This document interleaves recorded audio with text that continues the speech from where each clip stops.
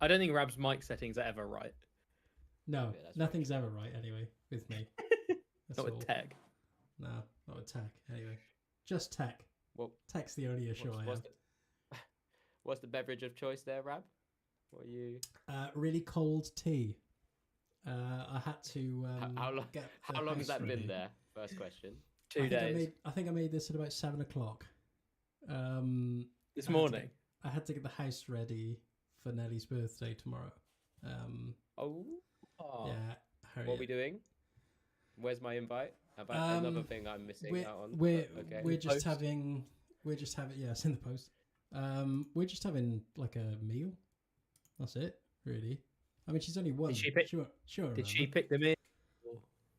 No, we're going to a place called Ego, and then we're Wait, you're preparing the house for her birthday, but you're going out for dinner. I don't ask the questions, Dave. I don't ask questions. I just do as I'm told, mate. I just got in the house. I did the bins. I got the house decorated. Well, I helped the house get decorated, and that's my job. All right, we'll keep it there. Very good. I'm proud of you. I'm proud of you and your fatherly duties. Yeah. Occasionally pick up. I know, right? I mean, the elephant in the room here is that me and Jack are in kind of the same room, and that you're not the same person. Yeah, there's a rumor that we were the same person, but we're not. No, that's.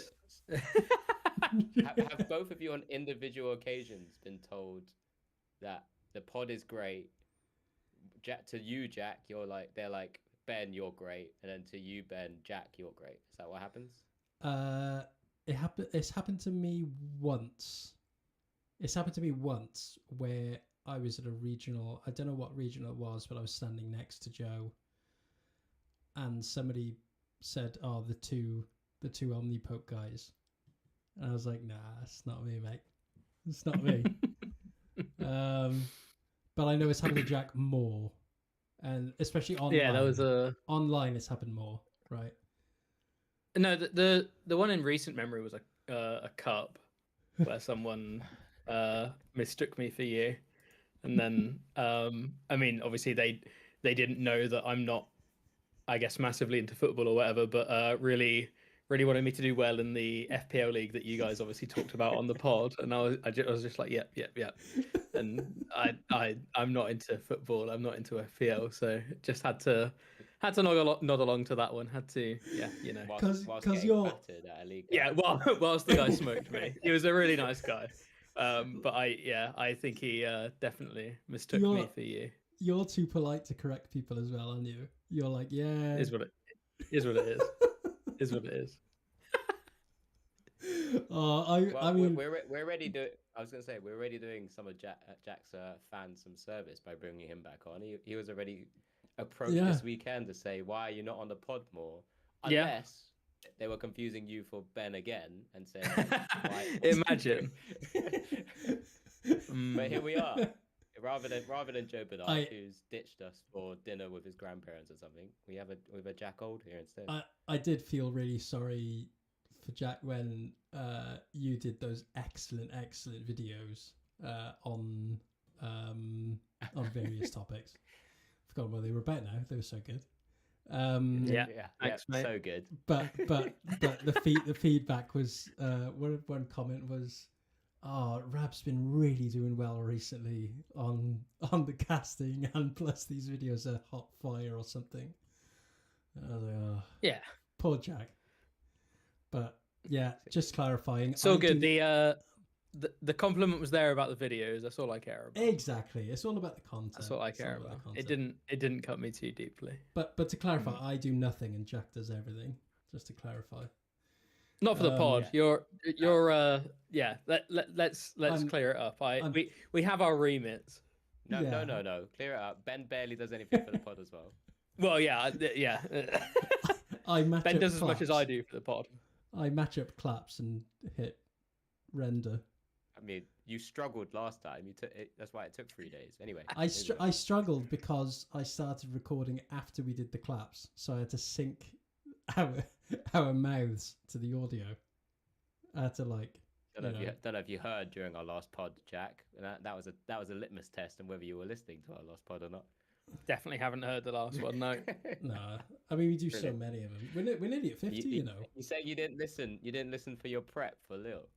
That is outrageous. No, in all fairness, what was my prep for Lille? My prep for Lille was a lot more panicking than I guess I wanted to. I think me and you exchanged upwards of about 8 decks in the week before Lille, where we were just back and forth. Have you tried this? Have you thought about that yet? Yeah, like played 2 games with it, won a couple. Do you want to try this now? So yeah, my prep was. Joe sent us a list earlier, saying, "Oh, I'm 10-0 online with this," and the running joke is testing a random deck and then going like some random figure. Oh, I'm 23-7 with this. Yeah. Well, it's. I mean, 2 regionals, so in such close proximity, there's a lot of panic testing going on, and I know for yourself and Tamau, who are playing both, it's kind of a bit of a squeaky, What? It's been 6 minutes. You missed out the intro 2 episodes ago. We could do it now. No, I can do the intro anytime. They listen to all of this. It's fine. All right, fine, I'll do it. You interrupted me and you've ruined my flow, but it's fine. Welcome everybody back to the SpilltheTeaCG podcast once again with myself, Benjamin Yard, Alex Dow, and Jack Old, not Joe Bernard. That's not to say we couldn't book Joe and we had to get a replacement. Jack's a very good inclusion to this one. Inclusion is what you've gone for. Yeah. Nah, Jack. Feeling the love. Yeah. No, it wasn't because he was too busy or anything. It wasn't because of that. Or we have struggle booking people. No, Jack, you. I wanted to personally get you on the pod because you're playing both events, and you can give us a quite cool player's perspective on both tournaments. Which I know we'll get into. But what's been going on? What's been going on in life, mate? You all good? Look at that. Yeah, thanks for the invite. What's been going on in life? I don't even know. How does one even answer that question? That's it's an open-ended question. It's an open-ended question. Yeah. What's your favorite sound? The clapping at the start of the pods. It's usually what cheers me up. No, you kind of, I guess, alluded to it, but I think half the reason I was a little bit unprepared for Lille was I was doing the Phantasmal Flames stuff, so a lot of my spare time at the moment has been looking forward looking at the future rather than looking at the present, which made Lille a bit scary. But yeah, so kind of been thinking quite a bit about like new stuff. That's all I've really been. Well, until the videos released like last week, it was a lot of my free time. A lot of this week, like I said, was just testing random decks, playing 3 games with a deck, enjoying it, and then being like, oh well, I don't really want to play this. But then like theorizing a reason why I didn't want to play it rather than why I did, and then switching to something else. So yeah, fortunately we drove to Lille, which meant that there was a little bit less pressure in only packing a certain amount of cards, because I hate when flying, I hate taking a boatload of cards because it's just heavy and awkward and whatever. But because we had a car, I just basically threw every card I owned in there and was like, I'll work it out before 5 o'clock on Saturday morning. But yeah, so a lot of Pokemon lately. So I didn't play at all last season, or I played like the UK stuff last season, but said to myself I wanted to try for my invite this year, and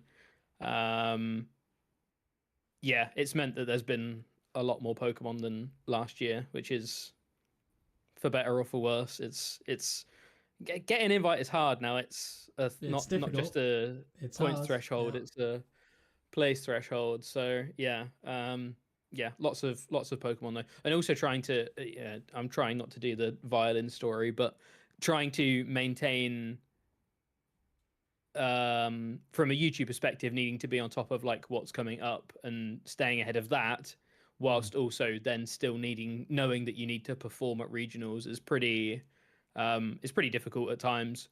Like I'm already more excited for Stuttgart than I am for this weekend because I've been in the Phantasmal Flames headspace.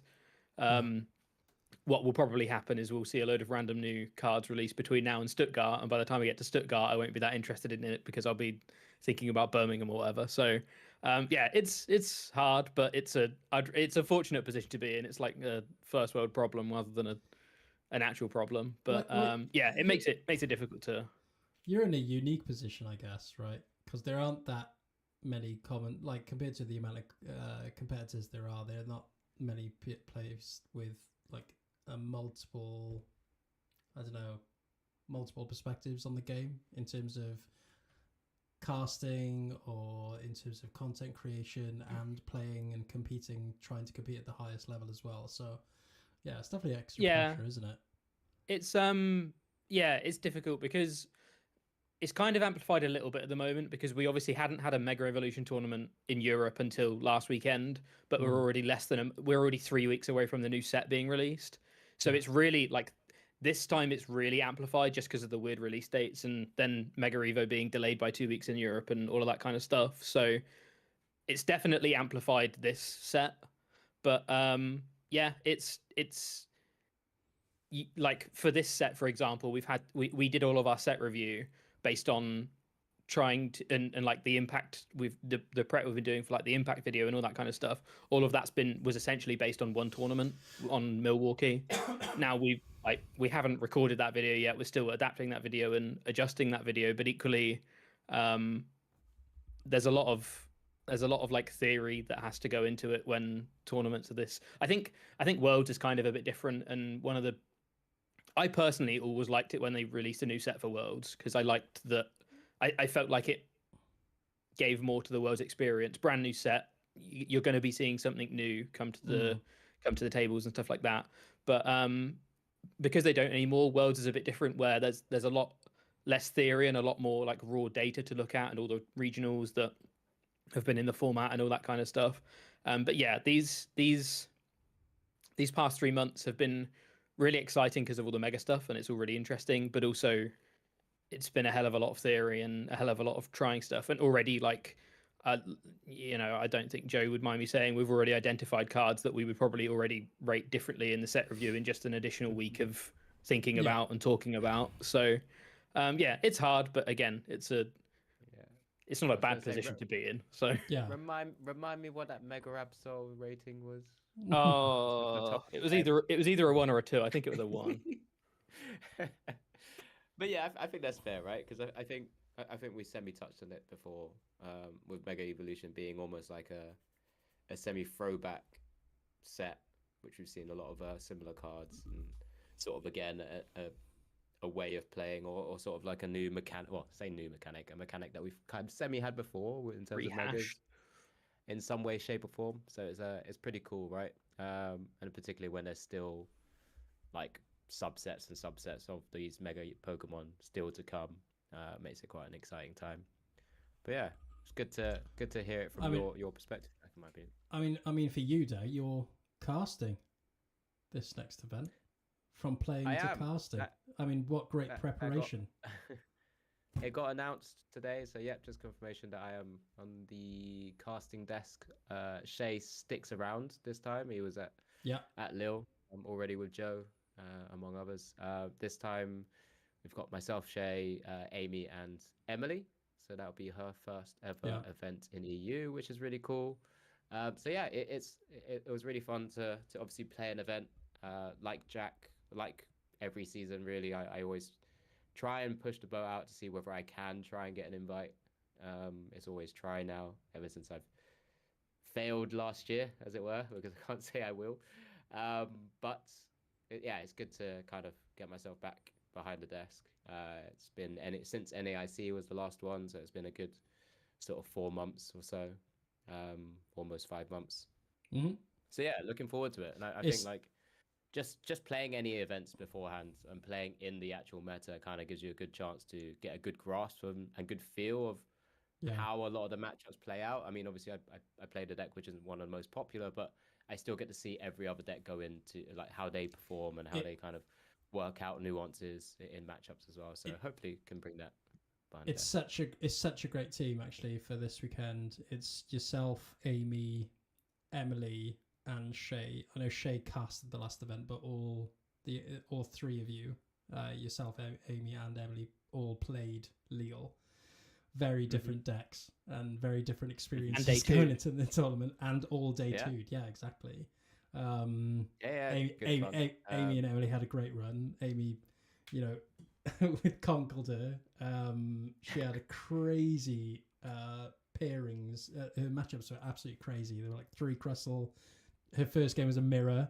I mean, it's absolutely wild to see. Her last game of like phase 1 was a mirror as well, or something like. Oh yeah, two mirrors. Yeah.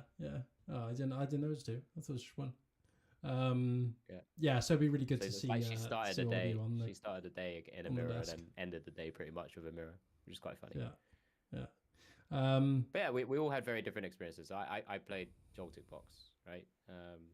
And did relatively okay. I think I've got a lot of messages from various people to say, asking how I tied so much, because I did walk into phase 2. I don't know. I wouldn't have gone into that tournament playing the deck that you did, thinking I'm susceptible to tying. All right. I thought you would have been ripping through the losses and wins. It felt great to begin with. I was like 401, and then I tied 2 back to back. And then I was like, at that point, it's a long day, right? And we can talk about the experience a little, just generally as a tournament moment. But I was just like, I just had to ID. I would like to ID, and I ended up facing Tubbs in sort of quote unquote the winning in round 8. A good friend, someone we've known for quite a number of times, and I think if it was anyone else, I reckon he would have considered playing, and usually I'd be of that mindset as well. But yeah, it was a long enough day at that point. And we still had one more round after that. You told me you had a headache, so I was running around looking for water. I think Carl Blake gave me paracetamol, and then I just collapsed, and then Jack just had a bag of like chocolate raisins that I was like, oh, I'll have a few because I don't know how. And then I just didn't stop eating them. I felt like I basically finished them at that point. But yeah, overall, look, I did tie a lot. They were all ties against basically stage 2 decks, which if I win a fairly long stage game 1, game 2 just kind of was like I had a small inkling of potentially like winning that second game as well, and I had a small experience. My first tie was in the second round, and basically I conceded the second game fairly early, thinking I'll go through the motions of trying to, just win or lose the majority of the time. And basically I started rushing myself, and I didn't play as well as I could have, and I think that kind of semi-scarred me for the rest of the tournament. That I didn't want to just kind of throw in a towel for a game, and then knowing that I've got 10, 15 minutes and just play a little bit subpar. So I'd rather give the best that I could do in the second game, knowing that I still had the chance of winning anyway. But most of the time it just didn't happen, unfortunately. But yeah, that held me back. I still made day 2. In the end, phase 2 meant I went 3-1-1. My other tie was against a Crustle, which maybe if I played it a bit more correctly, I probably could have snuck a win, but it was a bit unfortunate. And then I finally took a loss at some stage to baby Blood Moon Ursaluna. So unfortunately, I have to shout him out all the time. But Tim Franklin is someone who's been bugging me about the deck for a little bit. That he's obviously championing on his channel. That deck's been doing the rounds online. I have seen that coming up quite a lot. And even it is really fun. I don't know if it originated in Japan or it came from Tim. But it's all over Pokébook as well. It's got its own little area of deck lists on the site. So yeah, that's definitely the rogue deck of choice at the moment, I think. It's definitely good fun. you didn't play a game with the list you ended up playing before, right? So you said about playing it a little bit correctly, but like that was the list you played was, again, just going back to what I said earlier on, one of about 8 decks we talked about the week before, but equally, like you went in without having playing too many games with that list specifically, right? No. Because I mean, yeah, Jack, it was one of the random pictures I sent to you of decks, right? Across the week whilst I was on holiday. Yeah. I just went, this is something, yeah, Luke Burke shared with me, and this is what he was going to play, at least an early version. We made a couple changes towards the end, and I think without really properly playing it, every day I pretty much sent him a message saying I don't know what Mega Mall I was in here for, and then actually getting to the point where I'm trying to work out game plans into different matchups, and you just start to see like a shining light, similar to PTCG Live. It's just kind of a flashing card in your hand. And it started glowing in certain situations. Yeah, and it's play the glowing card. You can play this. It does gobble up or gobble down, whatever it's called, 80 times the number of prize cards you've taken. Well, I started doing we said this in the last pod. Yeah. Yeah, I started doing math in my head. I was like, 3 prizes, 240. Okay, great. 4 prizes, 320 damage. Hang on, what does that knock out? Hold on, that's good. Like most of these stage 2s, like Dragapults, Gardevoirs, and I'm like, what? Okay, this thing works, and Dragapult can't knock it out in one go if I take out all of the Duskulls or Dusclopses that they're trying to prep. So Iron Hands tends to take 4 prizes, and then I just clean up, and it worked out in that favor. And I was like, this is probably the best card in the deck, especially when half the people don't know it's there. You can power up in one turn if you need to, or if you feel safe, you can just bench it, and it's just your late game sweeper rather than Blood Moon Ursaluna, which of course is still very good and a little bit less needy as a card. I probably used to say. But it kind of sits there. It's big, it's tanky, 270 HP. You can slam a charm on it, 320. Most of the time, most things can't really deal with that in one go. I wasn't surprised to see a lot of it because it was included in a lot of Joltik box, but it was also an inclusion in some Terra box as well. Our Chaladon deck. Yeah, it was in that Archaladon deck. Yeah, it was in Archaladon originally, but then in Lille, I've seen it splashed into Terra box and Joltik box. But we sell on the pod. Like anything that plays 2 or 3 metal or has any way to accelerate energy and just include those 2 energy, it's definitely a good option. It's a great swinger. It really is. It's also a pretty good cornerstone counter in Gdansk as well. One of the top. I can't remember which list it was, whether it was the one that made top 16 or whether it was Drew's that was just outside, but. Turbo Energized plus Mega Mawile is basically the cornerstone out as well, because they can't it for a while. Similar to you, Dow, I was like, I don't see how just energizing to a Mawile is ever. I don't know how that's ever the right thing to do. But then the cornerstone decks typically are so slow or energizing themselves or whatever that it works as a really nice cornerstone counter as well. So I think it's a really decent tech, and it's just as a fun fact as well. To self-report, it's also another 1-star card on the Olympic set review. So I mean, it probably shouldn't be any. It's probably like a 2-star, being kind, but it's just it just felt in the deck that I played.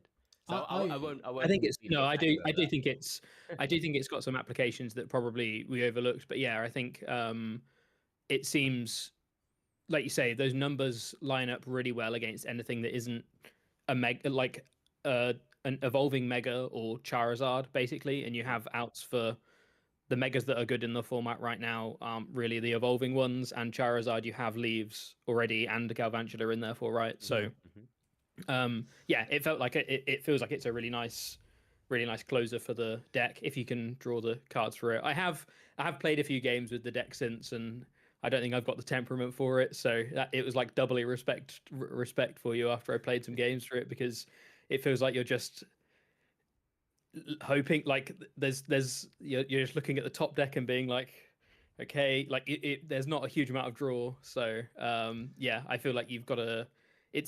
I feel like decks like that sometimes get a bit of a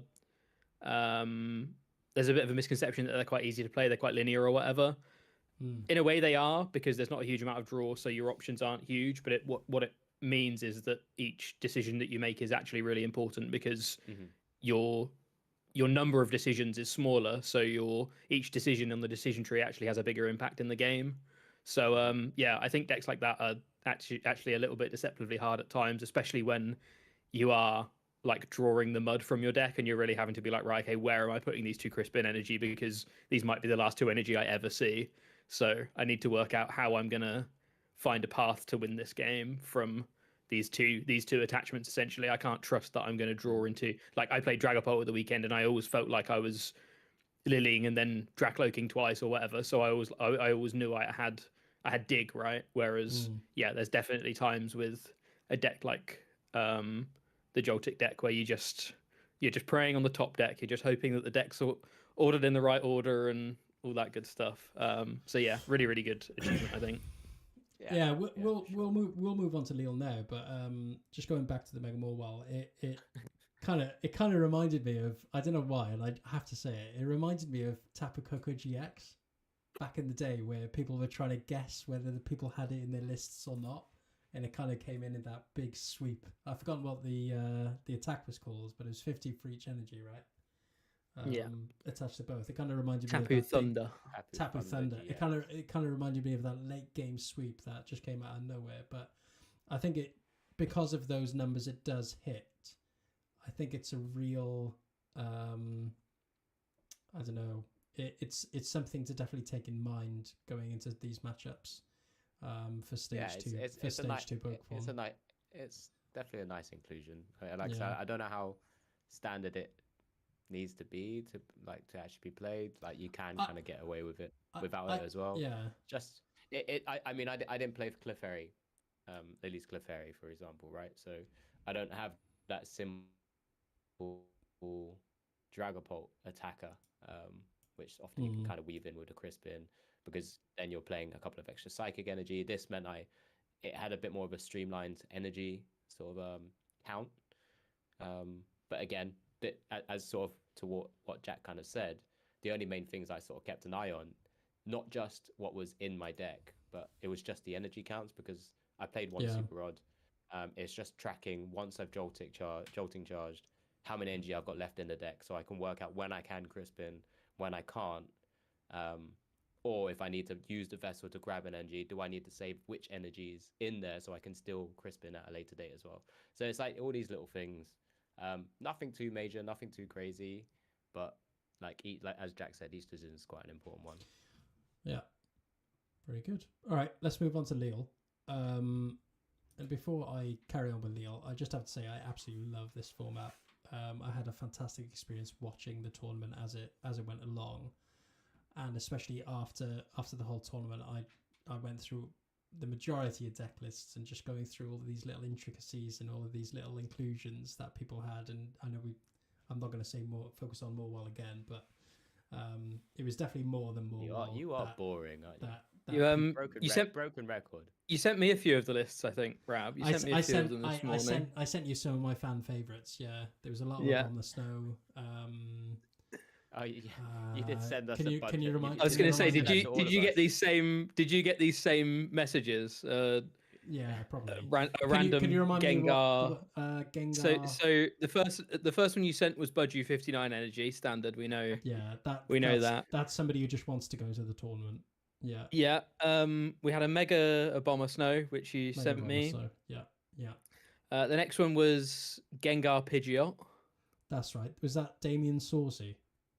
Yeah. Which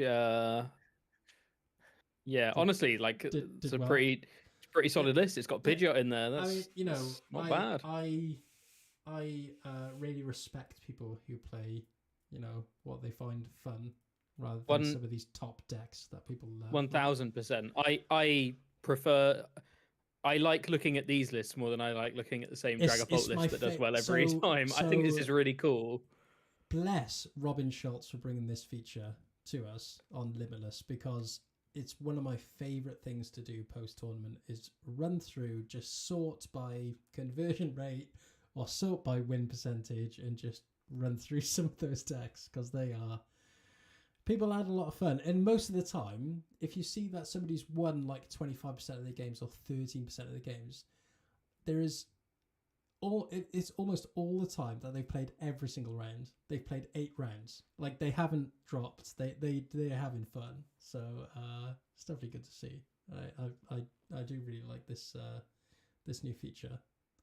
But we'll run through. Just very quickly. Let's give Jack the floor because I know Jack said he has having to play a lot of Pokemon nowadays. He did day 2 Frankfurt as well, and then topped it off again with a second back-to-back day 2, which is pretty cool. I don't know. He's already mentioned he played Dragapult. Yeah, see, look, do you care about your friends, huh? I know you play Lille. Invited me on and didn't even do his research. Frankfurt was so long ago. I mean, we all thought that Joe. Yeah, it's still an achievement, Rab. It's still an achievement. 381st place. Thank you very much. When Dow commented here we go. on live commented live. I can barely speak today. That Joe had his first day 2 like halfway through to the season, and he was really annoyed about it. I don't know if you know that, but that's a bit of lore. But I think that was the EUIC. So I think now, if Joe ever gets his second day 2, third day 2, fourth day 2 in the season, it's always going to be his first now. What, just consistently his first? And he loves that. He loves that. So. He was actually livid when I said that, but he was fuming. Anyway. Yeah. So Jack, how was your actual tournament? Second. Yeah, go on. Because you didn't play a standardized Dragapult. This was again one of the. Actually, no, he gave me more lists on his drive whilst I was driving, almost causing me to crash. But he sent me multiple versions of Dragapult as well. Didn't he? Yeah. So yeah, tried all sorts ahead of the weekend. Tried some Zoroark, which I really enjoy, but it felt like it was really lacking win conditions. So I didn't feel confident that Zoroark's. I feel like Zoroark's a really resource-intensive deck and wins a lot of, wins or loses a lot of games based on like resource management and stuff like that, and didn't feel massively comfortable that I had played enough with it to be able to win those more war of attrition-y types of matchups, things like the Dragapults and stuff like that. So yeah, played a bit of that and enjoyed it, but was a bit put off. Played a bit of the Mega Kang, Mega Absol thing. The games I drew well. The games I got and Turbo Energized felt amazing. The games I didn't, I really hated it. So felt a bit iffy about that.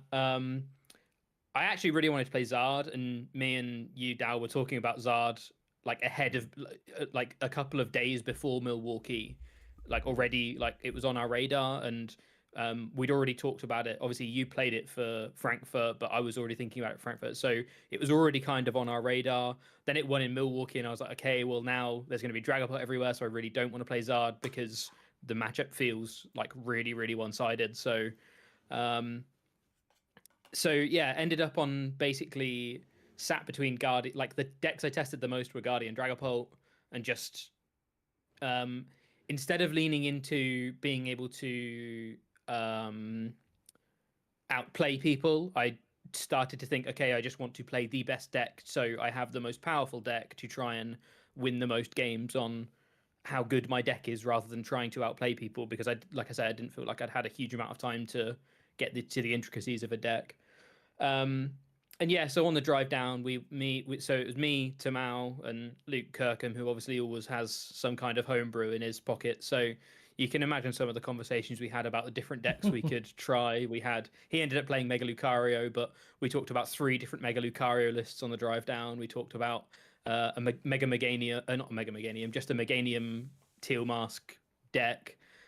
We talked about a different Zoroark deck. So there was all sorts of things being thrown around, but nothing was sitting right with me. And we basically got to the point where Tamau and I were very much in the same position, basically, and we basically got to the point where we were almost looking for a reason not to play Dragapult, considering that was the deck that he tested the most, and I have played Dragapult at every cup, or I haven't played cups for 6 weeks, so with a grain of salt. But it's the deck I've played at every cup or challenge, other than the only tournament I didn't play it was Miraidon in Frankfurt. So, so we were kind of looking for a reason not to play Dragapult, and I can't remember how we got to the point at which we were talking about different ways of playing Dragapult, whether you play like a heavy candy build like Tord did a few weeks ago, or whether you play a no candy build and save some space.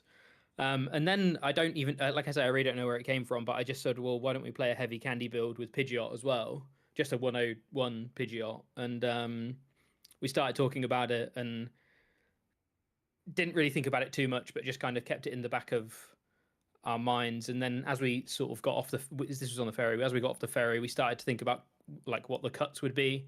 And we basically, the main two cards we cut were just Latias and Ursaluna, with the idea that if you can get Pidgeot out, there's like Dragapult very often wins you the same amount of games that Ursaluna would. It's just that Dragapult takes more to set up in the late game. But if you've got a Pidgeot out, you should be able to find the pieces you need to set up the Dragapult, so you shouldn't need Ursaluna as much. And we both very much felt like Latias was a necessary evil for budgeting people, but it felt horrible having to put it down because it was just a really weak bench sitting 2-prizer, whereas Dragapult is really good at having a 1-prize board and then one Dragapult which has no weakness if you're not a Clefairy. So it felt like, you know, because of how much draw Dragapult has, you don't need to put Fez down in certain situations. So there's a lot of situations where you can represent a very, very difficult board state for your opponent to keep up with, because you've got one massive thing in the front with no weakness and then just a bunch of 1-prizes on the bench. So yeah, we cut the 2-prize stuff. We played slightly different lists. Tamao played 1 Budgie. I played 2. I still lent into the Budgie. And then we played 4 Candy, and we just basically said, we're a little bit better going first now because sometimes we'll be able to backdoor into turn 2 Candy Pult with Lily. The fact that the deck has Lily now is insane because it means that you can get into turn 2 Pult. There was multiple times over the weekend where I turn 2 Dragapulted after I think it's not really representing anything. I think it really is the reason why it succeeded as well as it did this weekend. Is Lily's determination. I think the card. I think the card is crazy in Dragapult.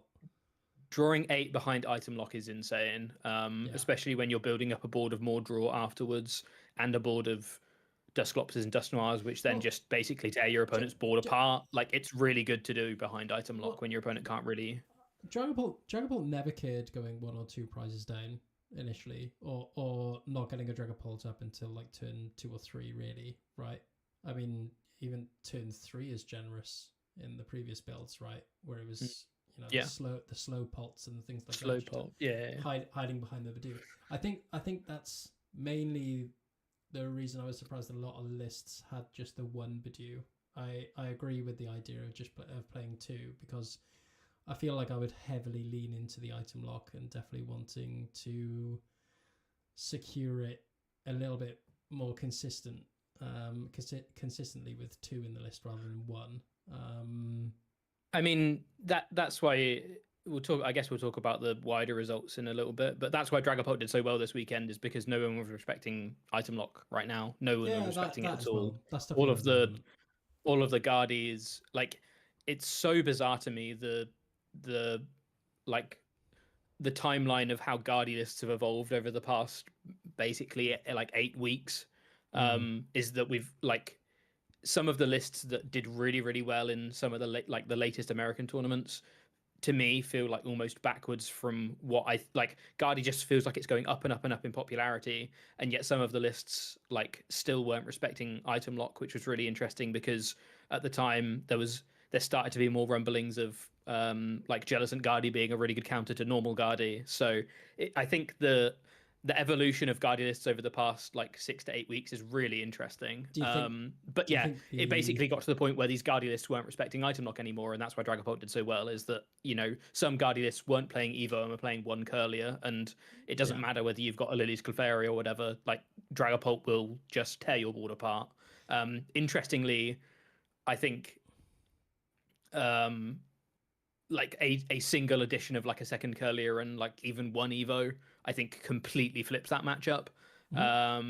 But yeah, it yeah, Guardy just wasn't respecting Pole this weekend. Do you think Guardy lists have got arrogant? Do you think it's got in such a strong space that they're feeling safe to not have these counters to certain plays? I think it yeah, and I don't know whether arrogant's the right word, but it's just that it just feels like it's the cycle of the meta, right? There was decks that they were more worried about, like the Absol Kangs and that kind of stuff, and they needed to be a bit more aggressive to stay in the game, and that's why Dragapult did so well. Like I feel like whilst it's not as rock paper scissorsy as it is some of like old formats have thought of been, and Guardy was by far the most popular deck last weekend, even though it didn't convert like amazingly well into top 16. It was by far the most popular day 1 and day 2, and will be again next weekend, and was a few weekends ago when you combine the Guardy stats together rather than splitting them up, like splitting them down the middle. Whilst it like that as a meta looks like we just have one outlier, I still feel like there's elements of this RPS thing where now the Guardies are going to respect the Dragapults, but that means they're respecting the dark decks less. And so I just feel like that's the kind of cycle we're in. So I don't necessarily think it was arrogant. I just think Dragapult wasn't doing well, and all of these dark counters were trying to beat the Guardies. They teched towards that. Like Absol Kang had a pretty weak conversion into top 16 this weekend, despite being an insane conversion in Milwaukee, right? So it's just a respect thing. I think they chose to not respect Dragapult this weekend. Dragapult did well. I'll next weekend will be different. I'll rephrase arrogant to ignorant.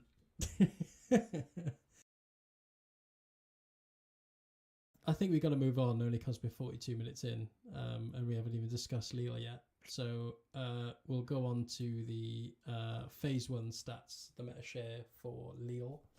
Gardevoir 12% leading the lineup. Then we have Gdasnk, EX, and Lunatone Solrock at 8%, Charizard Pidgeot 8, Cerulege 7, Dragapult, Dusknoir 7, and then Marnie's Grimmsnarl, Frostlass at 6%.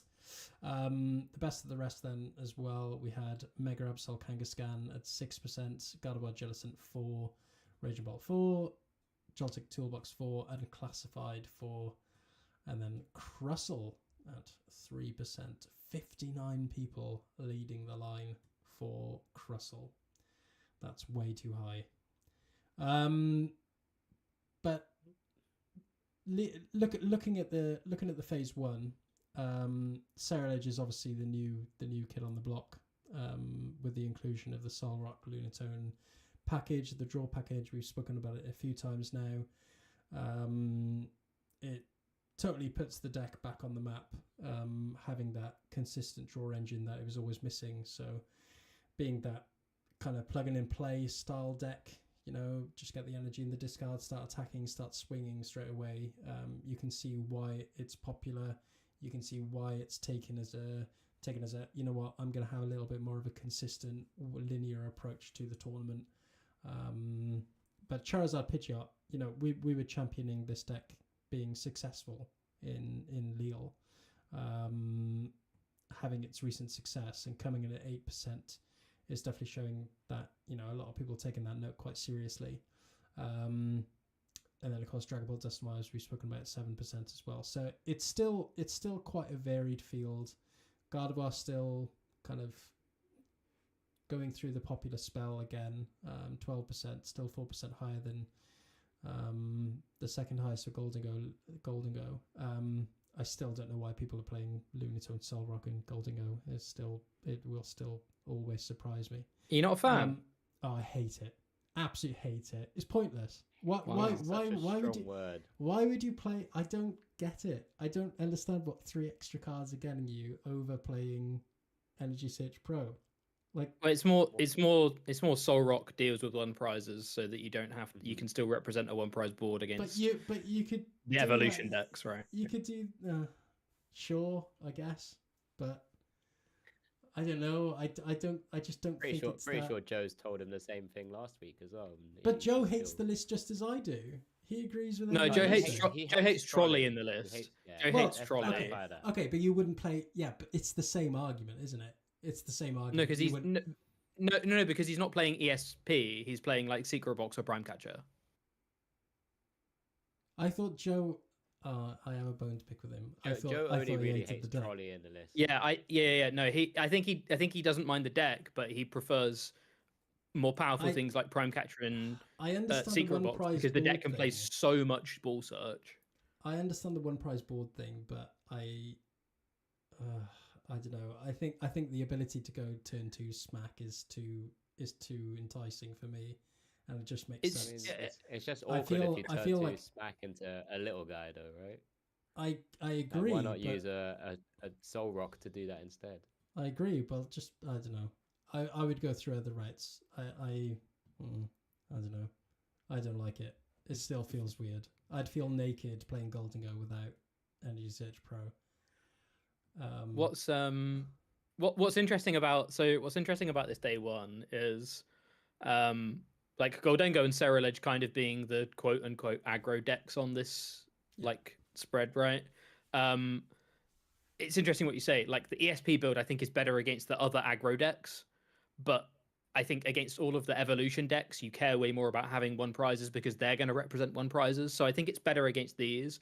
But if we were still in a Raging Bolt format or whatever, I think that's where you potentially want ESP when you can be a 1 prize. Like they take the first prize on a random gimme ghoul or whatever, and then you just go 2-2-2. So I think it's just the nature of the format. I still think ESP build is fine, but I just think the decks the ESP is better against, like the 2 prize decks and some of the more aggressive like evolution decks or whatever aren't as popular because we're in a Evo heavy format. So Soul Rock gets like so much value. I still think ESP build is fine, but I just think it targets different decks. I just feel like there should be more of an equal spread between the Soul Rock Lunatone and the ESP builds, only because everybody, when ESP first came out, everybody's raving about it. Oh, the deck, it makes the deck cracked, and fire emojis were flying everywhere about Golden Go. But then all of a sudden, Soul Rock Lunatone came out, and everybody was so quick to switch, and I just feel like it's a little bit more of a something to think about than everybody takes it for. I feel like everybody. I will say I don't think any ESP builds made day 2. Looking at the stats. No, of course they wouldn't, because there's probably about 3. That's why. There was a whole 33 of them that didn't make it. No, that's not enough.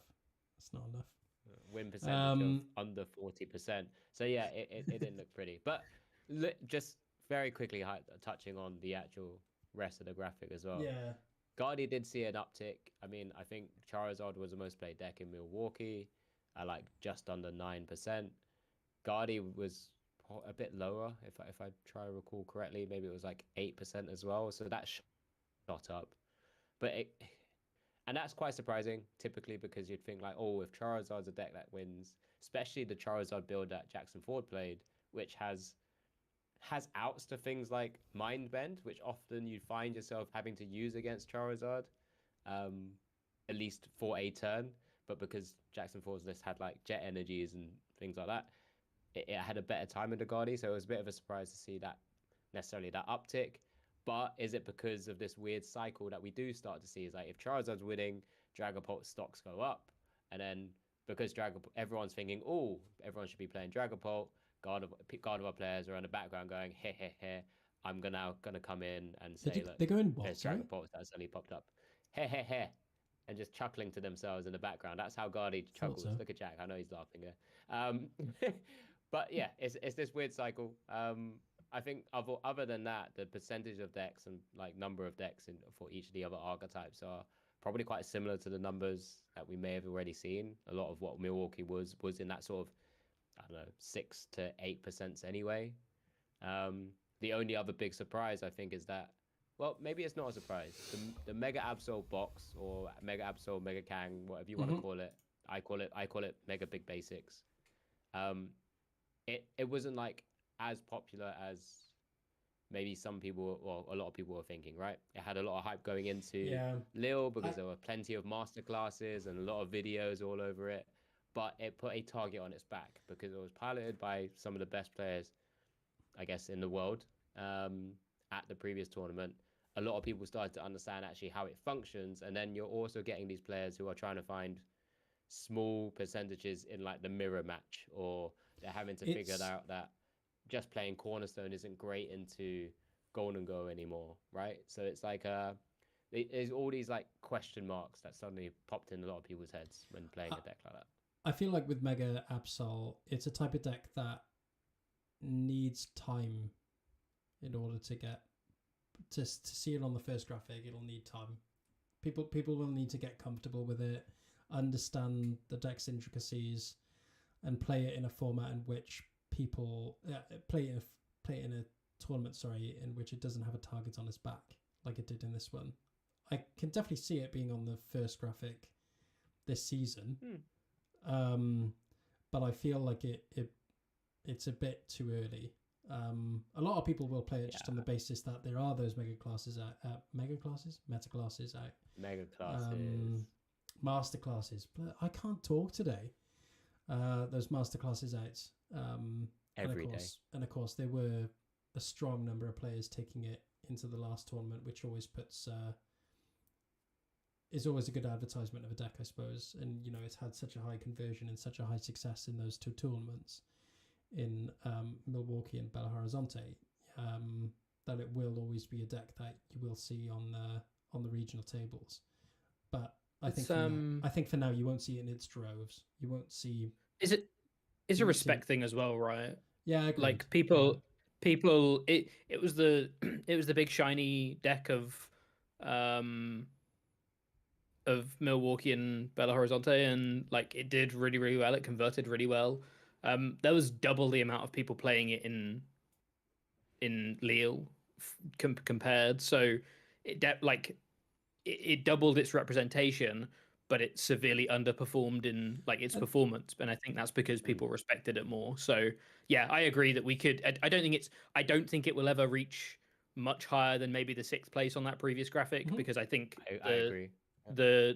I've just been having a look, and the top 6 decks of this tournament, when you group Milwaukee like properly with like the Guardies together and all that kind of stuff, are the exact same top 6. And I think it's those top 6 because they are the best 6 decks. Yeah. But I think like there's a world where Mega Absol could squeak in, but I think it feels like this type of deck has a pretty hard ceiling, because it's not I don't think of it as like a particularly traditional deck. It's not a stage 2 deck that we've been playing for like 2 years that is an Arven engine or whatever that people are used to. It's not a hyper aggressive deck that there's two schools of thought, right? Playing a stage 2 deck that is super intricate and has lots of margin for error but has very high ceiling, or playing something super consistent like a Gdansk or a Ledge, which you can complete a lot of games with. It doesn't feel like it fits in either of those categories, and those types of decks I don't think typically reach that top 6 because 80% of the player base want to fall into one of those two categories, whether it's consistently want to get the best out of my best of 3 or play something with high power level. And I don't think it does either of those better, I guess. I guarantee a lot of those people who bought the master classes would have gone through it and thought, yeah, this seems great, but I'm not going to play it for Lille. I don't feel comfortable with playing a deck with this many challenges to even get an optimal board state or to execute the optimal plays. I don't know. There was double the amount of people. But there was double the amount, but that's not to say that it would be as popular as it is if people felt comfortable playing it, if that makes sense. I agree that I don't know. People had 2 weeks, right, to work it out, and that's I don't think why. That's necessarily enough. I don't know. I don't know if you've looked at it, Jack, but I don't think people would have just checked in the 60 that Tord and John. That's another thing, right? They would have. I think every list is actually quite a bit different now. So even I'm sure we might look at it in a bit as well. But Benji Pham, who was the highest placing Mega Absol box deck player, there was like a couple of Eerie in there that sort of started to come into the troves on the online tournaments in the 2 week space. Enhanced Hammer, I think Benji also played something like as a Rosic as well. Like, and a few other players started to think about quite similar things as well, because they're also having to take out the cornerstones so that they can fit in these extra cards, maybe have that additional consistency, but in some elements, but having to sacrifice a bit of a matchup, thinking Golden Go is just not something they have to worry about too much. It's one of those decks that it's obviously very good. It's not broken. It's just very good. It just so happened that for a tournament like Milwaukee and Belo Horizonte, where there was little information about it, when you're going to be playing against many people who may not have necessarily seen it, right? Because a lot of these people who turn up to these massive tournaments, they might not even have Twitter, for example. They may just be turning up to a tournament for the first time, or turning up to, they might be early in their Pokemon careers, and they haven't really seen too much of this outside of maybe one or two sort of inklings or hearings in the background. So they get this kind of element of surprise, and that's probably why they generally have done so well at those tournaments. It's now come to this stage where everyone has all the information available to them. Everyone's giving it enough respect, as Jack said, and it's less likely to perform as well. There will obviously be plenty that do because of the number of people who played it, but that's like with any deck, to be honest. It reminds me a lot of when Terrabox came out. When Terrabox first came on the scene. With Tord, similar. You remember when Tord played it? Tord and Rahul's accomplishments in Japan. Champions League. Yeah. It reminds me a lot of that. Okay, let's move on to day 2 then. So we had 8 rounds in the phase 1. You need to pick up on this. It's phase 2. Yeah. That's what I'm doing now. Okay. Yeah, we had 8 rounds of phase. 8 rounds in our phase 1, and then 1 round of phase 2 on the Saturday. It's not day 1 on the Saturday. Can I just interject? Can I just interject a little bit quickly? I just want to ask Alex a question. So obviously we played 1 round of phase 1 in Frankfurt, and Frankfurt had some timing issues where it was super late when we finished. How did you? We still had some similar issues, but I did think it was a bit better this weekend. I thought it was a little bit better. Okay. I thought it was a little bit better. How did you feel this weekend about still playing phase 1 on round 1 of phase 2 on day 1? Jesus. Well, yeah, rubbing it in that I didn't get to do that in Frankfurt, but I personally like the idea of like separating the phases of the tournament by the day. I feel like it's because there was those, and we didn't really cover it in our experience at Lille. But for your reference, for Benjamin, I still call you Rab, but you're a yard. I don't know, do that, but Rab, we still had the kind of ticking timer about like how much time has gone between rounds, right? So a time will be called, 10 minutes will be given, and then like at that point, most games should start to finish, or should finish at a 10-minute mark. But every round, it still felt like it went to 25, 30, 35 minutes. There was only one round. Yeah, there was only one round, there was one round that I think the timer was 16 minutes when they reset. Okay. And it felt like that felt quite refreshing. But yeah, like you say, every other round was still like a 25-30 minute turnover. So yeah, I'm eager to get your experience on it. I mean, like, but that is not a great feeling, knowing that it gets to around 30 minutes. But it's a shame that we've not yet quite maybe learned from the experience in Frankfurt. I was speaking to Rahul Reddy, who was over from the States, and he was like, yeah, you know, the tournaments that we've had in the States so far, we've not had this kind of issue. Oh, really? Yeah, but and I started to feel it, right? That's why I said when I got to round 8, I had a headache. I wasn't really comfortable anymore, and then I still knew, having ID'd, I had to play one more round. And by the time we get out for round 9, it's 8:30, 9 o'clock, or whatever it is. And thinking back to last year, we'd be out at 6 or something like that, and it was like, or maybe 7, you know. But it meant like I still had an evening to have dinner, have a drink with some friends, or you know, just kind of enjoy my evening a bit and actually relax for a potential day 2 or phase 2, whatever you want to call it. So well, you said it. It's phase 2, not day 2. Well, last year was day 2. This year is phase 2 on day 1, right? This is the issue. This is what I'm not the biggest fan of, but I get it because they need to squeeze in more They time need to. for They the need to matches squeeze in the they second need, day. They need to squeeze. But then they had too much time, and I know we'll touch on it in a moment. But they played out both top 4A and 4B on stream. So they did. Yeah. Imagine if I just had that time to rest on the Saturday instead. Nah, yeah, laugh. Having a laugh.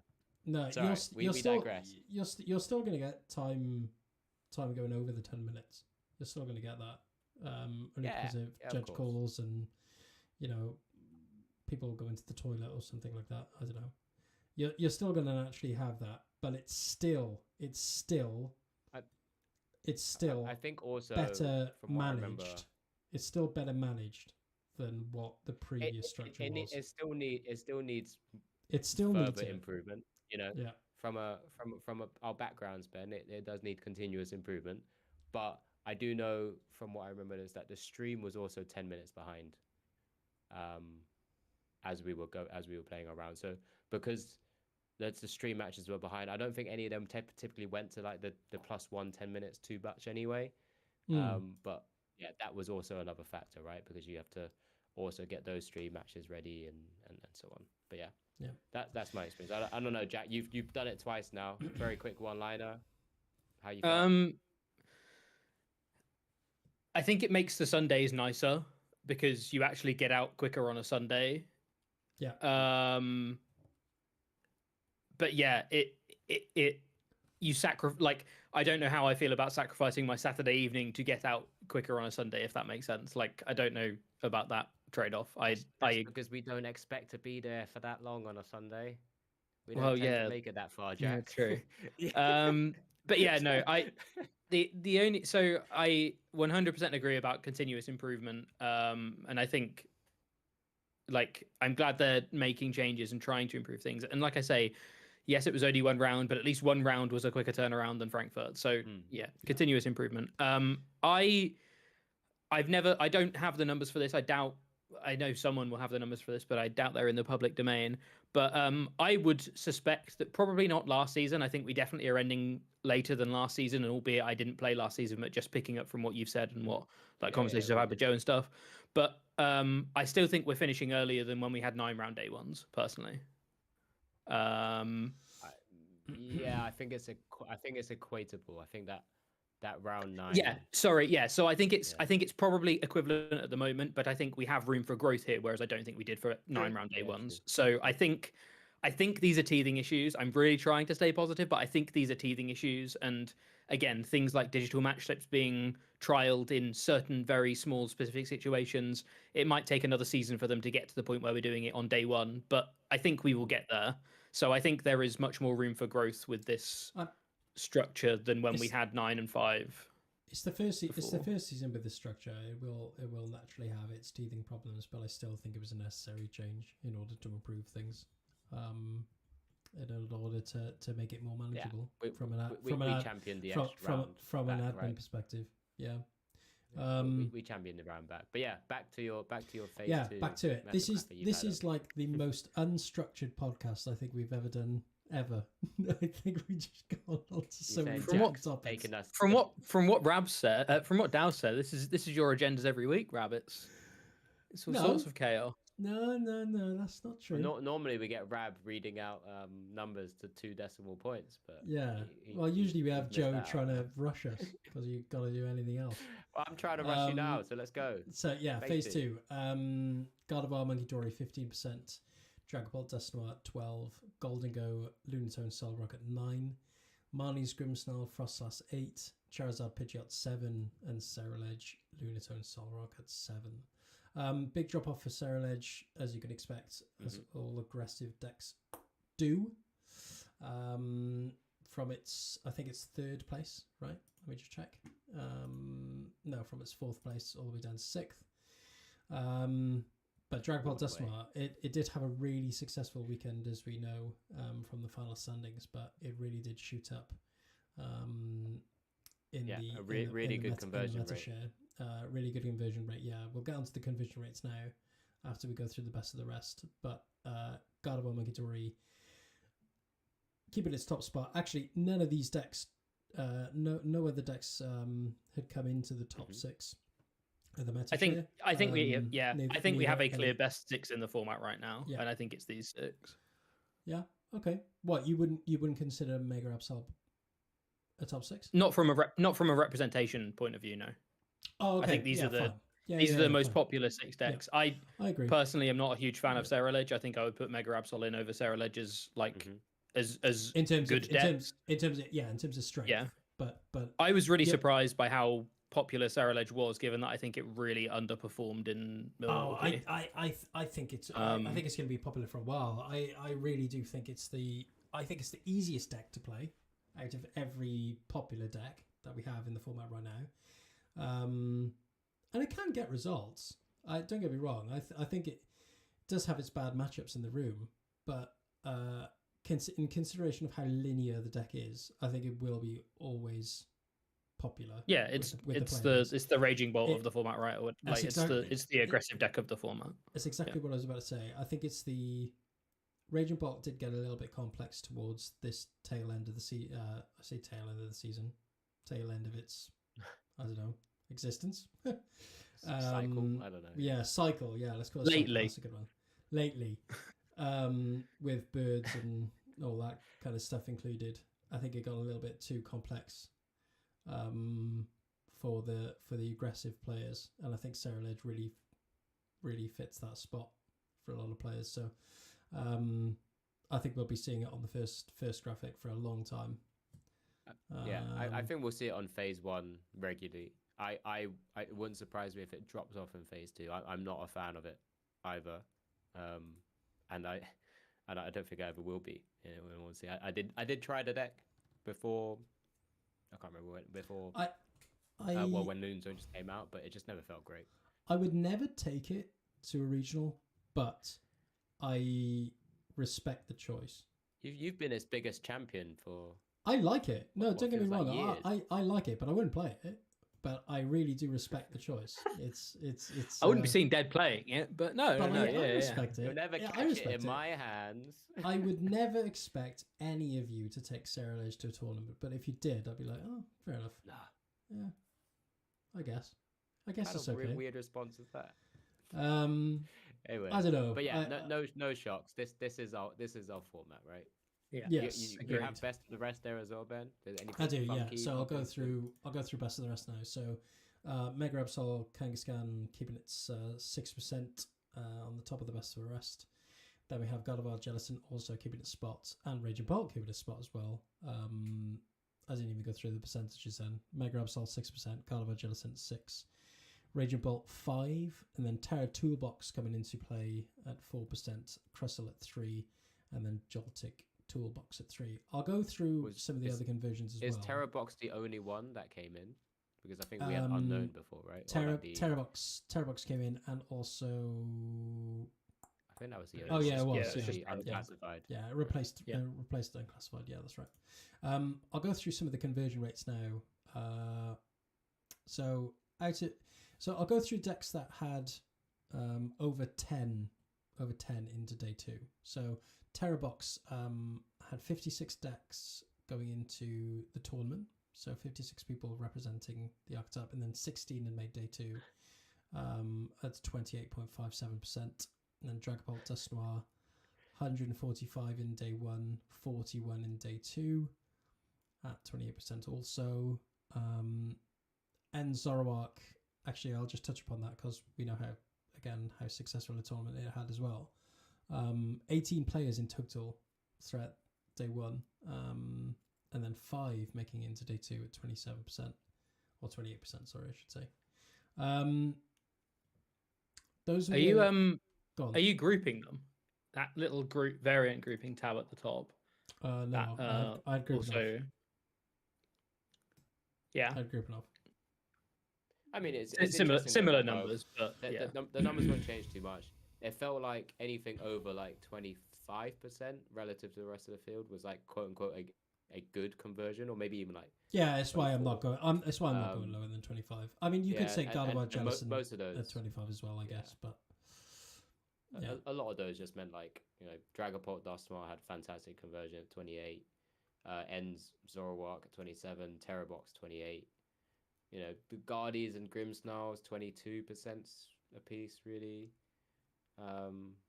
Yeah, and you can kind of see the fall offs, right? The Charizard Pidgeot actually had a worse conversion than Ceruledge did. Yeah, 16%. Yeah. But it was only just, right? I mean, it's 15.9% for Charizard Pidgeot and then 16.1% for Ceruledge. So it's only a couple of decimals off, but yeah, you are right still. Yeah, I mean, nothing really took me by surprise, I guess.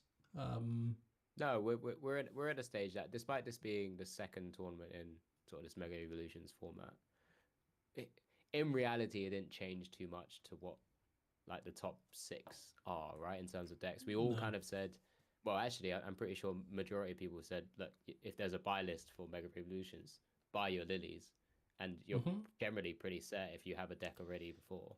And I think the surprise factor of Mega Absol changes some things, but generally, these things are what continues to be good and will continue to be good. And I think the big bads of the tournament, you know, the scary matchups for a lot of people. I mean, you talk about Lily's determination there, just increasing the popularity in stage 2 decks automatically with that inclusion. Gardevoir looked so much better with it. Dragapult looked so much better with it. Grimmsnarl as well. And naturally then with that uptick in popularity, decks like Terrabox, Dusknoir, Dragapult Dusknoir, and Zoroark will have a good showing ultimately because there are so many popular stage 2s in the format. So, you know, these decks that typically have a great matchup into these evolving decks, you will see a success, and we definitely did in Lille, right? Terrabox has been in and out of the format, but usually has a great showing if you know a lot of people are taking stage 2s. Dragapult Dusknoir, you know, we already know has a good matchup into a lot of things, but then you have Zoroark as well, which I think was almost the story of the tournament, other than Dragapult Dusknoir itself. Thoughts? Right. How did it? Well, it's no thoughts. I think we clarified enough. Let's go into the actual final standings. Yeah. Okay. So there was a little bit of a hot topic, wasn't it, with the top cut? So we actually had 17 players with the requirements for top cut. Oh, sorry. How many players did we have? 31. So we had 17. Well, I said 17 total. We had 7. Well, it should have been part of an asymmetric top cut. Yeah. But with the new changes and the new rules now, we have a capped 16 asymmetrical top cut, which meant, unfortunately, there's been someone who's fallen foul of the system for the first time, I assume, because I don't think we ever got 33 last year. I guess it's even more unfortunate that Drew had that winning in on stream. Say winning in because it wasn't really a winning in anymore.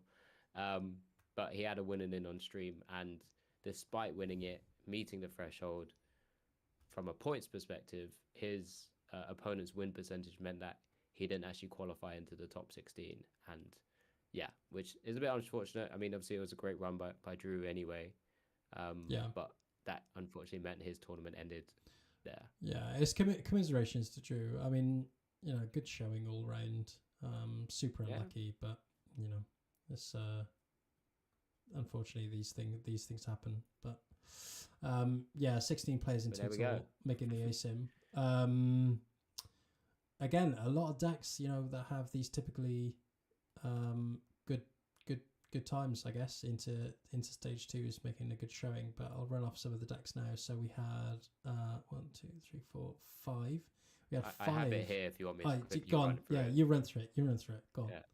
So there were 5 Dragapult Dusknoirs, 2 Zoroark, 3 Terrabox. I made it top 16. 2 Gardevoir Jellicents, 1 Charizard Pidgeot, 1 Golden Go Lunatone, 1 of I think this might be classified as one of the toolbox decks, the Terra toolbox, but it was a Flareon deck that was highlighted. Yeah. And 1 straight Dragapult, so no Dusknoirs there as well. Yeah. The other cool thing that we can call out, I know Benji did also make a post similar to this as well, but there were 12 different countries being represented in this top 16, which is like really unique. That's so cool. Really sort of stands out as a truly international tournament. Obviously, because we have this back-to-back weekend, there's people here, or I say here, in Europe, to try and maybe go to 2 events because there's that opportunity to do so. But yeah, 12 different countries, therefore sort of 4 different continents actually just showed the scale of the game as it is right now, which is really, really cool. Some some people have really travelled to Lille this weekend as well, like, from really far and wide. We had Henry Brand coming from Australia, Gabriel Fernandez, and Louise coming from Brazil. We also had Piper and Carter coming from America. A really good showing all round. And what a representation of the game. Jack, got a question for you. If you're running a stage 2 deck in the future, if you're thinking about running, let's say, I don't know, Charizard Pidgeot in Gdansk, sorry, going to say Stuttgart then, in Gdansk, are you really scared considering the amount of decks in this top cut with such a good matchup? Yes. Okay. Yes. Charizard Pidgeot, I mean, we've literally just talked about how Charizard's conversion rate was worse than Ceralage's. So yes, for Charizard players, I think had a really tough tournament this weekend, and I think it's not I think again, if you think of Guardy, Charizard, and Dragapult as a rock paper scissors, I think it's probably like maybe a little bit better for Zard if the Guardies start respecting Pult again, because then they push the Pults out. So if you think of that as one RPS, the weird thing about this format is we have like four like rock paper scissors triangles that all basically all center around Guardy. So yeah, but yeah, I think it was a tough time to be a Zard player last weekend. I'd still think it's a pretty tough time to be a Zard player this weekend, because I don't even feel like the stats say Guardy is pretty favored for you, but again, I think Guardy is still the best deck in format, so can still win that game, and Dragapult I still think will be popular this weekend. So yes, if you're asking me exactly whether I think whether I think Zard is in a good place, then no, I don't think it is. Is Psyduck and Shaman a real consideration moving forward? I mean, it always has been, but specifically for Gdansk. I don't think Shaman really does anything. I think it helps your Terra box more than your Guardy. But we're seeing 3 Terra box here. I mean, yeah, which is I don't think that's irrelevant. Yeah, I don't think that's irrelevant, but yeah, I think Psyduck is a staple. I think you have to play Psyduck. You're asking me when there's a Zard player in the call, so this is kind of weird. But thoughts, go. Yeah, I would play Psyduck over Shaman typically, but if you go by what Jackson Ford played, he kind of went the inverse, right? Because he was just like, well, if Dragapult stocks are going down, and I mean, we haven't run through the results, but we actually have the results just on the screen, I assume, right now. But yeah, Alexander and Alberto Conti both played Dragapult. Dustoir was the finals. Do you expect there to be more Dragapult Dustoir because those two were in the finals? I don't know if that's necessarily the direction I would take it.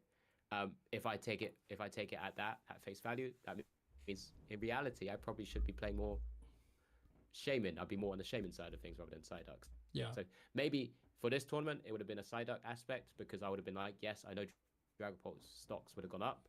Maybe in the next tournament, and this is one of the questions maybe that we might have 5 minutes towards the end of this pod for that, but just how we think about Gdansk going forward as well. But maybe if I was a Zard player going into that, I'd probably move back to Shaman at that point, just to respect more of the end Zoroark that Piper played, which had the Darmanitan, or things like the Terra box, which obviously we saw multiple times on stream as well, and that torrential pump is just a really, really annoying thing to deal with, especially if you're Zard. Sometimes when you Dragapult, you can tend to handle it because you can get maybe 3 3Ps down, and you can still get to Wanderer Cloak, and all of their energy just shuffled away anyway. You Iono them, and you can kind of then work your game back into there. With Zard, often you play only 3 Charmander. Getting into attack is probably quite tough. Usually they also take out your key, like kind of draw engine in terms, or sort of power draw engine in terms of Pidgeot or Pidgeotto. So it's a little bit more difficult. So maybe Shaman's the actual better direction. So I went full circle there. I said Psyduck to begin with. I've gone Shaman after actually explaining why. This is why I raised the question, because it's such a varied format at the moment. It's really difficult to recognize what's going to be the biggest threat in the next tournament. And this result only complicates things, because the strongest deck going into this tournament in everybody's eyes was going to be Gardevoir. And that was the linear Gardevoir, not Gardevoir Jellicent. And none made top cut. They were close, of course. As we see here, there was one in 18th and one in 19th place, which is only, one win or one tie. One in 20th and 21st as well. There's actually 4. Okay. So they were very close, but they still didn't make it though. And there's a lot of tough matchups in that asymmetrical top cut. So it's the format's only going to be reflected on its counters in being Shaman and Psyduck, and what's going to be popular at the next tournament. What do I put in it? One of you said Psyduck is a staple, and then Alex, you said I'd go more towards Shaman. So it's really, this is why I absolutely love this format, because you can really blow it wide open and have your different perspectives on things. But next tournament, do people just go for big basics? Do people go for the Mega Absol? And I think this is where it's going to be really interesting. Just wreck all of these decks. It's a real interesting one. You just look at the rest of the actual placements, like Piper, who we saw multiple times on stream, with the Zoroark, with like Okidoki EX in there, and like I said, a Darmanitan as well, which we haven't really seen in recent Zoroarks. In comparison to, for example, to Gabriel's, who was the kind of a bit more just using the Reshiram and having a Hooper EX tech for the Mega Absol deck, for example. And playing, I think, Hero's Cape, I think is what you're showing on screen as well. Yeah. But then, that you've got to remember when you're going into a tournament like next week, it could be a field just like this top 16, because you're playing only potentially 15 rounds of Swiss rounds, and there's 2,000 plus players. You could actually be facing absolutely anything and anything weird from the very bottom of the actual tournament itself all the way to the very top. But if you want to try and, you're going to have to dodge and weave 1 or 2 matchups in some way, shape, or form. There's no way to cover your bases for absolutely everything, and that's there isn't. That's maybe testament to what you said, right? Yeah, and because that's why you enjoy it, in the fact that there's so much variety.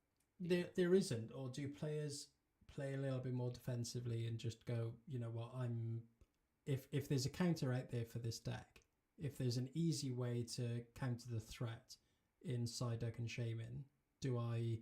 And this is just me asking for, this isn't coming from me personally, but do you play both?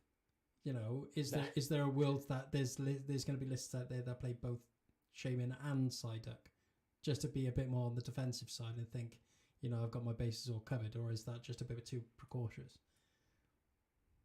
I don't think we'd ever get to that point, personally. I don't think you'd have the bench space, the deck space. Oh no, not putting them both down at the same time. I'm just saying that. No. I just said that's why I don't think you have the deck space to really be building your deck like that. Like you at that point you should probably just be like, am I gonna face it in phase 1 in the 8 rounds? What's the chances that will happen? If I face 1, so be it. I might still find a way around it anyway. If I'm not teched for a certain matchup, but if I can generally be a bit more consistent into the others, then maybe that's probably the direction you want to try and take your deck in, because it's, like I said, at the end of the day, it's only 8 rounds. You're not going to be facing absolutely everyone in a full meta. Like you may not face, like, for example, I didn't face any we call them sort of aggro or beat stick decks, right? So I didn't ever have any use for things like Pikachu. No. It was I don't think I attacked with Pikachu once. I remember It was like fun. I remember over the weekend, Dow, I said, so Frankfurt played 15 rounds. This weekend I played 14. I played one Guardi in those 29 rounds. And Guardi was the most popular deck by far in both of those tournaments. So yeah, it's just variance. Yeah. One thing I just wanted to quickly flag just while we're talking about conversions, and I think this is going to kind of tie back to region-based stuff as well. Obviously, Zard won Milwaukee. Zard's meta percentage actually went down going into this tournament, and Guardi's went up. Guardi's went up considerably. Zard's went down. Dragapult, Gdasnk went down. Zard went very slightly down, and Dragapult went up, very very slightly. But Guardi actually went up by about 2.5%. Sorry, 2%. So the other thing that we haven't talked about is also region differences. I think it was still 14% in Milwaukee, but I always think I think a lot of top tier US players play Guardi. I think Guardi is a lot more across the board in Europe. I think a lot more players play Guardi, and I think top tier players I think look more towards other decks from the first couple of tournaments we've had in Europe. So I think there's also that shift in meta percentage as well in based on like region, right? And that again is a factor into whether you think, like you say, Alex, whether you're going to hit them in day one or in day two. You may be of the opinion that if you think you're in a region where a lot of good players are going to be playing Guardi, you may decide to take the role on having a low odds into Guardi to try and miss them all day one, accepting that, well, I've made it through day one and I've got to day two. It doesn't matter if I go I5 day two because my aim was to get to day two, if that's what your personal goal is, right? So yeah, but just wanted to flag that a couple of interesting stats despite Charizard, and it wasn't even like Zard had a like middling percentage against Guardi in Milwaukee. Zard had a 65% win rate against Guardi in Milwaukee, and yet still Guardi was 2% more popular than it was in Milwaukee in Lille. So I think there's a very real chance, to go back to your point about there was 2 Dragapults in the final, so is everybody going to be playing Dragapult or is everyone going to be playing Guardi or whatever? I think there's a real chance that we could say a very, very similar meta this weekend, partly because the tournaments are so close, and we'll probably touch on that towards the end of this as we're like kind of wrapping up about the 2 tournaments being so close, but also partly because these decks are the best decks for a reason. That I think there's going to be very minor fluctuations in a percentage point or 2, but ultimately I don't think we're going to see like Dragapult not on the top 6, for example. It's just not going to happen because the decks they're so good, right? And that's something that's interesting to look at one day, right? The actual card conclusions and the different ways. But yeah, I think you're ready to kind of begin to move on, because we started already talking about it already, Jack. Yeah, congrats to Alexander for actually winning and getting that direct invitation to Worlds as well. Alberto seems to be he loves playing in Lille. I think he's self-proclaimed himself as the dragon leader, the dragon type gym leader of Lille. Yeah exactly. So yeah, and like I said, there's so many names that we've in this top 16 that I'm kind of expecting to also be in Gdansk as well. So we might as well actually start talking about that for a few moments. Don't have to take too long, because we've probably covered quite a lot of it already anyway. In this hour and 20 something minutes that we've had. But well, it's 1:30 now. Gone. Since we actually press record and when you start to cut it down, we don't. Jack, as a player going into Gdansk, we know it's only a week turnaround. How do people generally prepare for something like that? Or how are you preparing for that? Because would you just pick up the same deck that you played at the tournament before and just kind of run it back again? You know, essentially you've got all the reps you needed in for that deck now. Should you just play it again? Does anything change based on what you've seen? What do we do? So I think there's a couple of things. I think it is never incorrect to play the same deck twice. I think it's almost never completely the wrong thing to do, because like you say, you've played it's likely that you've played that deck more than any other deck, especially in recent memory. Also, you've played it in a competitive setting, like so you've played it up against the clock and that kind of thing. So I think it is. I think it is never. I think no one can ever say you've done the wrong thing in just playing even the exact same 60. It might not be the perfect. Like, for example, I played Dragapult last weekend. I think it's not. I think it can never be wrong because ultimately, I'm very much of the opinion that you should always play the thing you're most comfortable with, or you should try to play the thing you're most comfortable with. We'll see whether that happens this weekend when I don't play Dragapult. But yeah, so I don't think it is ever wrong to just play the same 60, especially when the tournaments are a week apart and of the scale and importance of regionals. If it was 2 different League Cups, then fine, whatever. We have so many opportunities. But so I don't think it's ever wrong to do that. However, that doesn't mean there aren't other right answers, and they're the kind of adaptations you make based on the meta. I think there's probably a lot of people. I think people will actually fall into 2 groups. There will be people that don't test a single game between last week and this week because they've done all their testing for Lille and it still probably applies. So they don't need to play a whole lot of games. I think there will also be people that are playing 8 hours a day because they're like, holy, I wanted to play. I played Dragapult, didn't do very well with it. Then it did really well. Now I'm really worried about the Guardi coming back in. So now I can't play Dragapult. So now I'm panicking and I need to find a brand new deck. So I think I almost feel like people will fall into 2 categories of a very small amount of additional testing and a boatload of additional testing. And I think I'm probably more towards the first. Yeah, despite not willing to jam back the same day. Okay, let me put, just because we're coming towards the end of time anyway. Let's try and put it this way. If you were, I'm going to ask a few different decks. I'm just going to ask you for both of you for one card sort of tech inclusion for that deck that you think is a must play for that deck, right? So say God of War EX now. What's the one? Can we make Rab go first? Can we make Rab go first for each of these? Monkey Dory? That's not a tech, though, is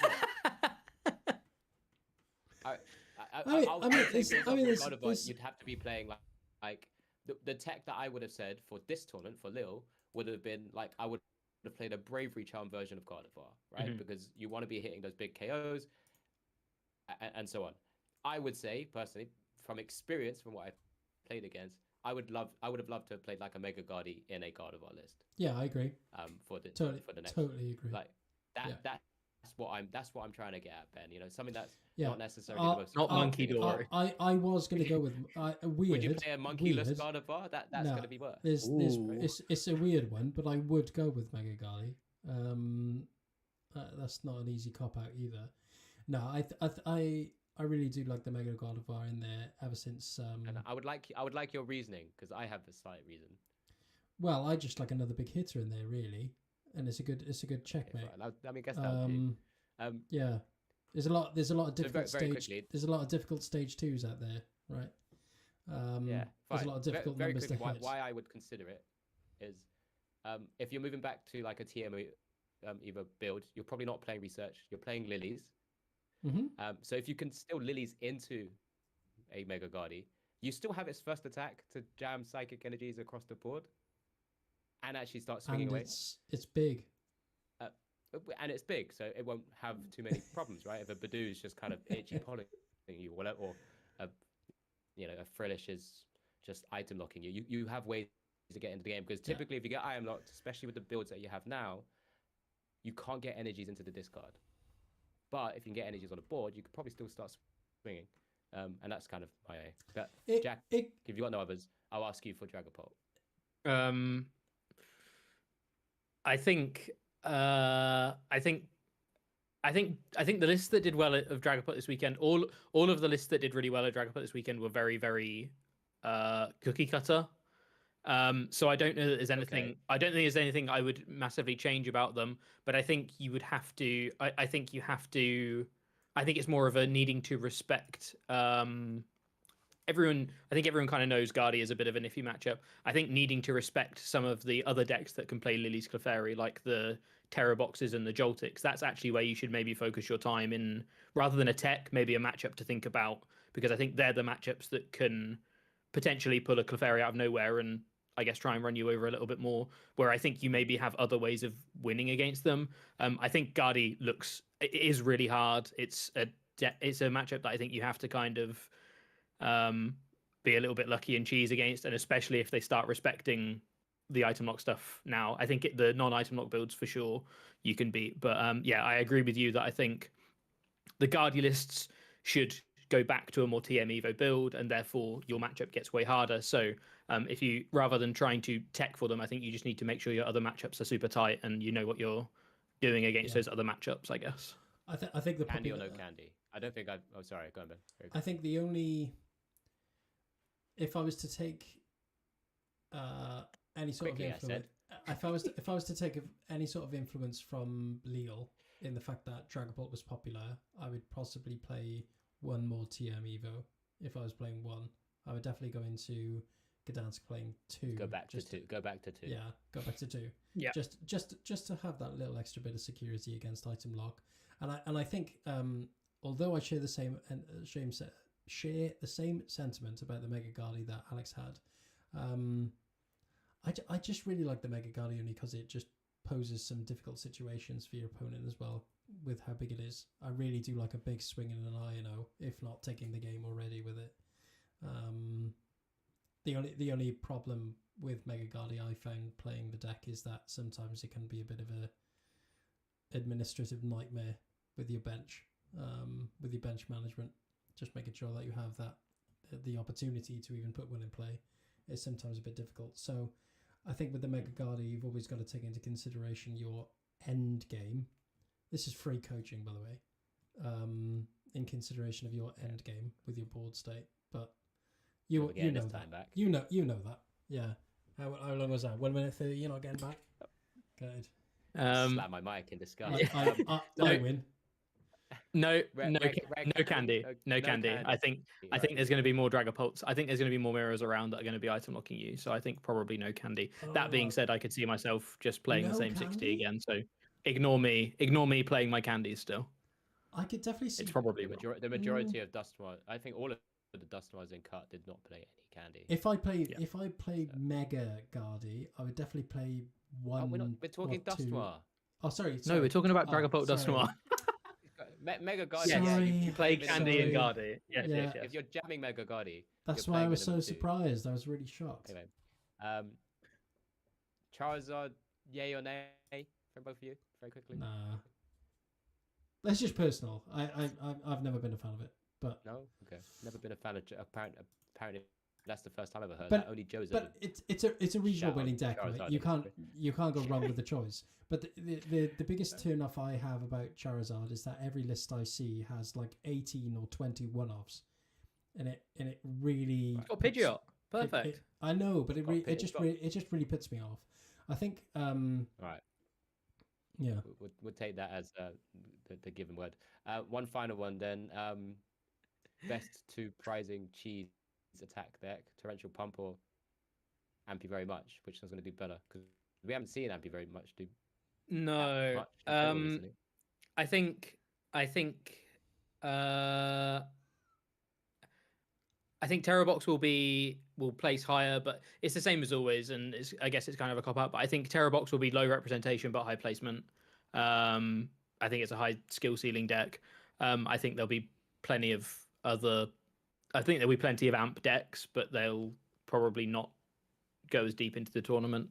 I do think it's a pretty good time to be an amp deck, though, with all of these stage 2s continually getting better and better. So, one last word from both of you. What deck's going to win Gdansk? This is awful. I'm saying Guardy would take it. Yeah, I'm putting it on Guardy this weekend. Guardy. Benjamin? Next. Yeah, Guardy. Right, 3 Guardies. Right, I think that's it. That'll do. Yeah. That's a minute, a minute, an hour and 40 minutes. Thanks, everybody, for listening. The least structured podcast I think we've done in about almost 50 episodes. We're trying to draw insight out of Mr. Jack Gold. This is what happens. And then you're trying to give us your I'm just your chatting absolute waffle. I can tell you haven't played Pokemon in a while, Rob. I know, yeah. Can you not? Can you not? You've only been playing Meta. What do you mean? You've only been playing Metang Heatran. What about Metang Heatran's I've placement? entered. He played I've entered. Guardi in the week. I've entered. Yeah, I did. Yeah, I've entered 3 tournaments this season, 2 with Metang and 1 with Gardevoir Jellicent, which I hated. I went 1-1-1 and came 3rd. So there you go. Brilliant. Is that a challenge? Is that are you? But only 3 players. Is that a challenge? It's a Have you got challenge. points on the board? I've got 12. No. Yes. No. 10. 10. Yeah. 10 points on the board. Burst your bubble. 190 left for your Ace Trainer reward. Ace Trainer, yeah, good point. I'll just win you. I'm close. It's fine. I'm close. I'm on 130 now. I think 180 after this weekend. If I'm not getting an invite, at least I'm getting some promo cards. Yeah. Yeah, but about a year and a half later. Hey, anyway. I'll take them. I'll just win you. It's fine. Bet you won't. I bet you Why won't. would you say that? I'll put money on it. That's not fair. I'll put my entry on it. I'll put my entry on it. We need to book more Airbnbs for New Year's. You need to have a look at some more bunk beds. Send us away, Rab. I'm done with you. Yeah, thanks everybody for listening. Bye.